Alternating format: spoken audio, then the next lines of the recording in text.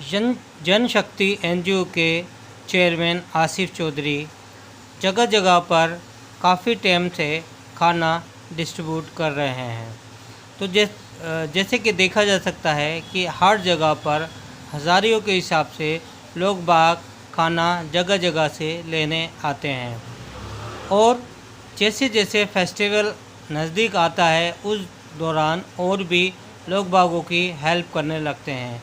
अब ईद के दौरान उन्होंने छोटे छोटे बच्चों के और महिलाओं को ईदी दी और ईदी लेने के बाद बच्चे बहुत खुश हुए और घर जाकर उन्होंने एंजॉय किया। हम लोगों ने पिछली बार एक शुरुआत की थी कि हम लोग चाहते थे कि सब लोग ईद बच्चों की होती है।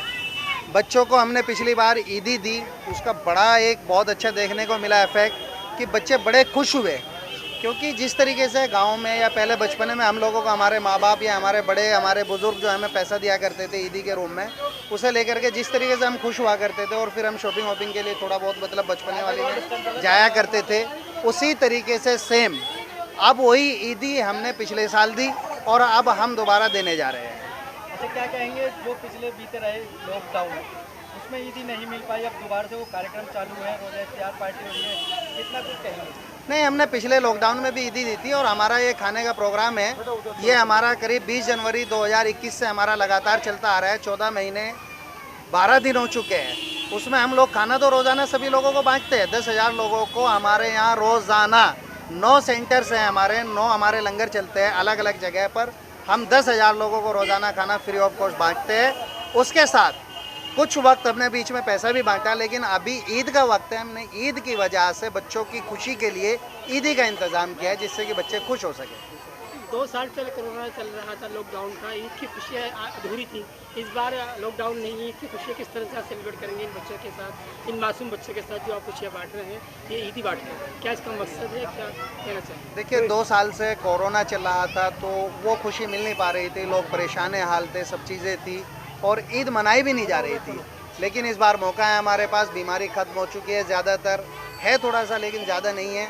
हम लोग चाहते हैं कि हम ये ईद अपने भाइयों के साथ, अपने इलाके के लोगों के साथ, अपने क्षेत्र वासियों के साथ, गरीब जनता के साथ बिताएं। अपनी ईद मनाने का हमारा जो मकसद है वो सिर्फ अपने लोगों के बीच में रह करके अपने लोगों के बीच ईद मनाने का मकसद। आसिफ भाई, ये कॉन्सेप्ट आपने कहाँ से लिया? आखिर ईद नई चीज़ है कि ईदी आप डिस्ट्रीब्यूट कर रहे हैं? ये कंसेप्ट पिछली बार मेरे ही दिमाग में आया कि भाई हम लोगों को बचपने में जो है हमारे माँ बाप पैसा दिया करते थे तो बड़ी खुशी मिला करती थी, तो हमने वही कोशिश की कि भाई यही खुशी हम इन बच्चों को भी दे सके जो गरीब है, जो इलाके में मजबूर है बेचारे, उन लोगों के माँ बापों के पास इतना पैसा नहीं है, उनकी भी कुछ खुशियाँ हैं, तो वो खुशी हम देने की कोशिश करते हैं। साथ में हम बीच बीच में हम कुछ पैसे वैसे भी बांटते हैं बच्चों को, जिससे वो बच्चे थोड़ा और भी काम कर सकें। मुल्क की आवाम के लिए क्या पैगाम है? आज कितने बच्चों को ईदी दे रहे हैं और कितने खाने पे? करीब 500-700 लोग हैं ये लोग जो भी ईदी हम लोग जो देने जा रहे हैं। अभी पूरी भीड़ लगी हुई है, आप लोगों के सामने है, आप इसे कवर कीजिएगा। बहुत अच्छे मतलब रेस्पॉन्स रहता है हमारे पास, लोग आते हैं बड़ी खुशी के साथ आते हैं और ये वो लोग हैं जो लोग रोज़ाना हमारे पास से खाना लेकर के जाते हैं। क्या पैगाम देना चाहेंगे आज के लिए? आज सबसे पहले मैं अपने क्षेत्रवासियों को, अपने इलाके वासियों को और अपने देशवासियों को अपने दिल की गहराइयों से ईद की बहुत बहुत मुबारकबाद देना चाहता हूँ। सभी लोगों को मेरी तरफ से ईद की बहुत बहुत बहुत मुबारकबाद दिल की गहराई। कोविड टाइम चल रहा था पीछे और अब 2 साल बाद जो ईद लोग सेलिब्रेट कर रहे हैं, तो किस तरह का आपको उनको किस तरह का मैसेज है? देखिए, ये वक्त है, अभी कोविड खत्म हुआ है, अब लोग मिलना जुलना शुरू हुआ है, लोगों ने अपना निकलना शुरू किया है। हम लोग चाहते हैं कि अब इलाके के अंदर खुशहाली आए, बेरोज़गारी ख़त्म हो, लोग रोज़गार पर जाए।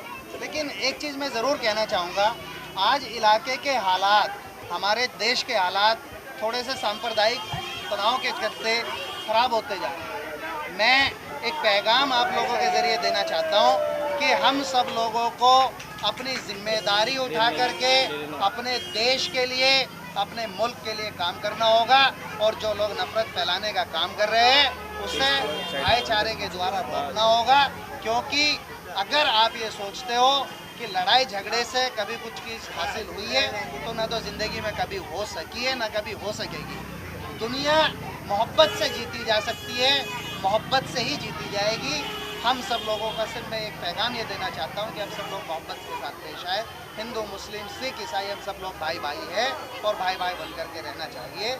और अगर कोई दंगा भड़काने की या कोई गलत काम करने की कोशिश करता है तो उसे हम सब लोगों को मिलकर के रोकने की कोशिश करनी चाहिए और ऐसा कोई काम इलाके में ना होने देना चाहिए जिससे कि हमारे इलाके के अंदर तनाव बरकरार हो या हमारे इलाके में कोई दिक्कत आए या कोई सांप्रदायिक कोई घड़े।